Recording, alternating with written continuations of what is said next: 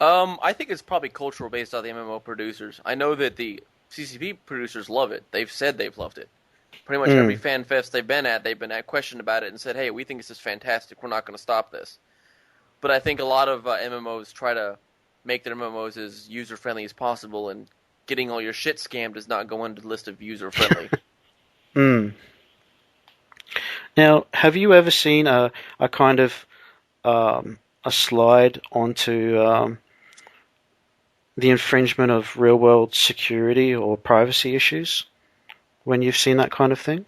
Not really, no. People, so you've seen like FinFleet threaten to sue people for hacking their forums, but I mean, come on, you're not going to sue someone over a game. That's just Mm.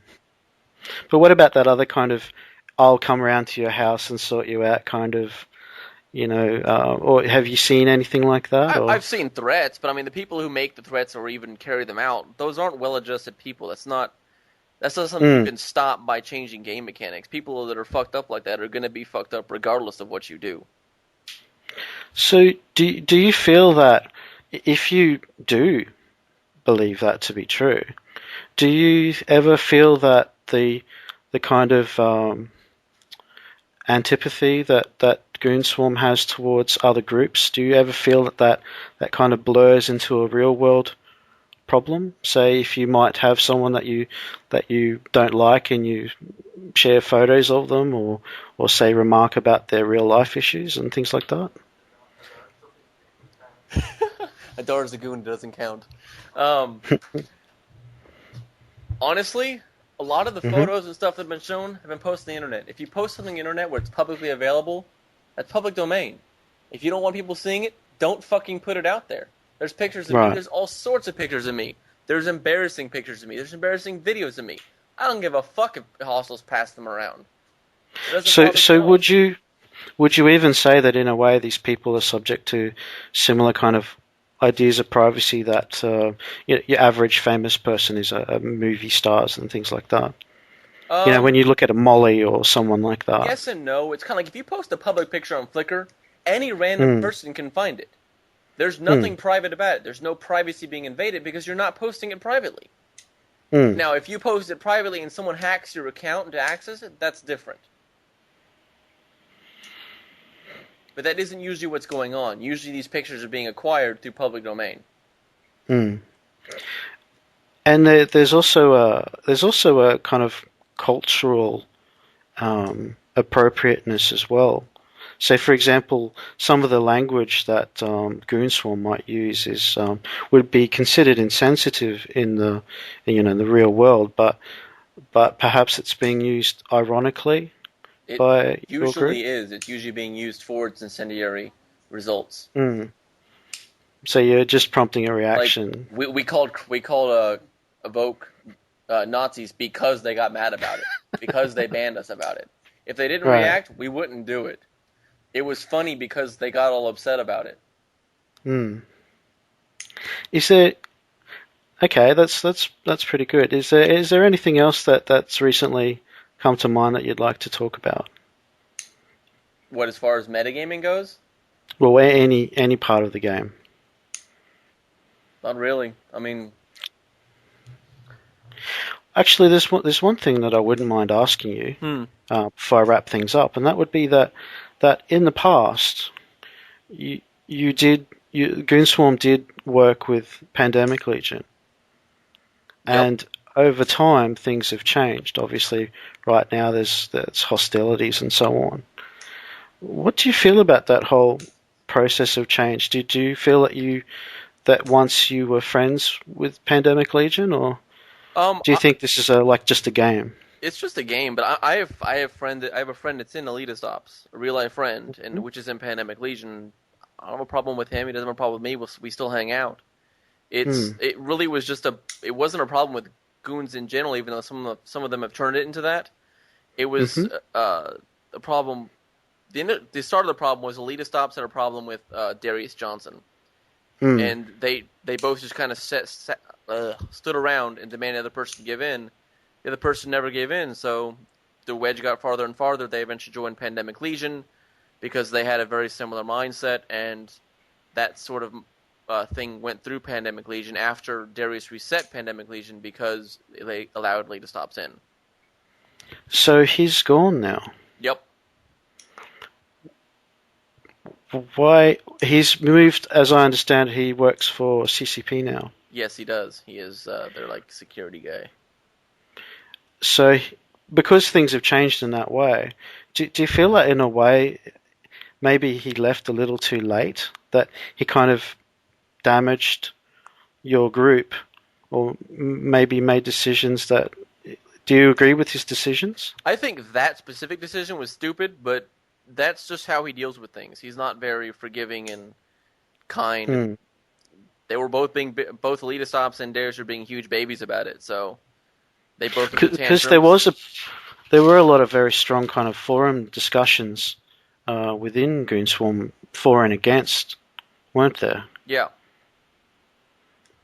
So in a way, I suppose when people are so strongly opinionated about the issue, it's not as simple as it may have been considered to be. You can post anything and Goons are strongly opinionated about it. Goons love the bitch. I don't care what you bring up. So the fact that some Goons don't like Pandemic Legion and some do, it really is irrelevant. Goons just want to be opinionated, they want to whine, they want to bitch, they want to complain. They like fighting, like arguing. It's kind of just what we do as a culture. Over time, there have been a lot of personalities in Goonswarm. Many have left. I suppose it's understandable because you might get burned out with the game. But do you feel that there still continues to be an amount of kind of personalities who are stepping up? Oh, definitely. New ones are... A lot of the current ones are pretty long-standing, but we have new ones come up every now and then.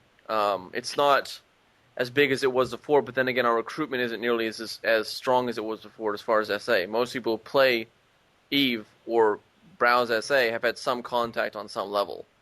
It's hard, after this many years, most people who want to try EVE have tried EVE. And they've either decided it is for them or they have decided it's not. Because you did have, for a while, you were actually really getting a lot of outside attention, weren't you? Say your Matani's Tenton Hammer articles, and there was a short amount of coverage in the news and things like that. And you did perhaps attract a lot of members, but there always seems to have been a push almost against new members that you feel aren't genuinely part of your society. Yeah, again, that just boils down to Goons like to bitch. It really, that's all it is. Like, Cartoon's a good example. Cartoon claims he disbanded the Alliance because there are too many puppies. When that fails to mention that he's the one that invited most of them in. And was one himself. He was using a borrowed SA account that wasn't even his. So that sort of hypocrisy kind of shows how Goons are. They just want to whine about shit. It doesn't really matter how important it or how unimportant it is. So the puppies thing is just something they can whine about. I mean, any Goon, when you really come down to it, knows we need puppies to stay active, to stay competitive. But they'll almost never admit that. How did he attract so much support? He came up with a couple really good gimmicks. Goons love gimmicks. Jihad Swarm was the big one. When we did organized suicide ganking, we did 10-hour heroes where you'd roll a character, and we had a training path for 10 hours to put you in a blaster thrasher. With that thrasher, you would then join mining corps and kill retrievers and hulks and a lot of times much heavier ships than you should ever be able to kill because Empire people just don't know how to PvP well. Do you think that the criticism that had him removed, do you think that was fair? The criticism that Cartoon removed?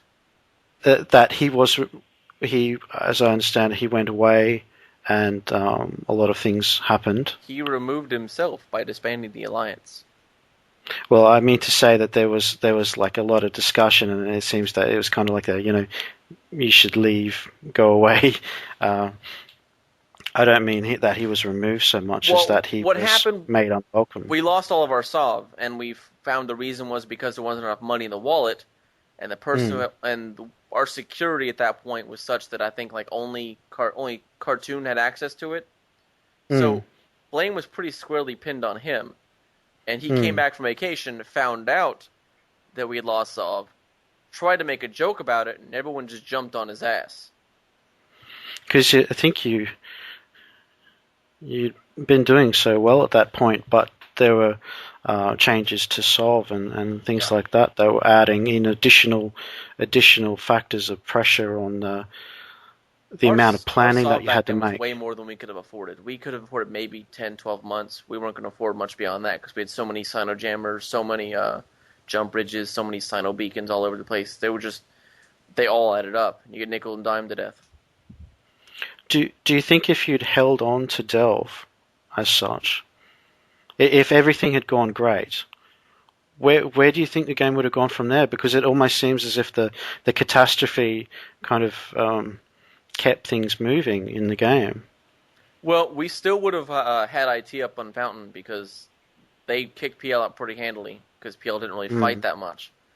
And we still would have been fighting them, and eventually they would have come into Delve because they had a divine purpose in their minds.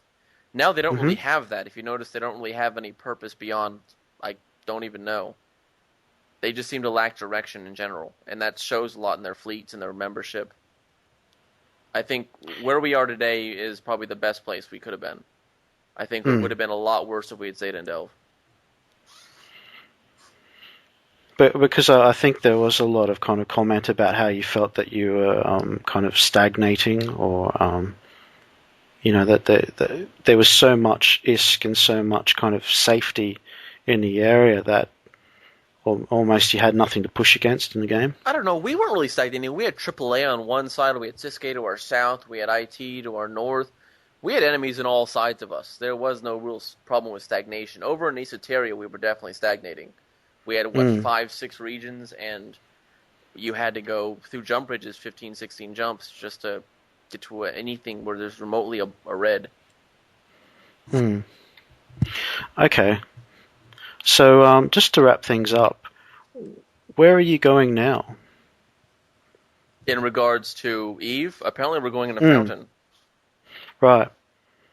And there's still testers still moving around the place.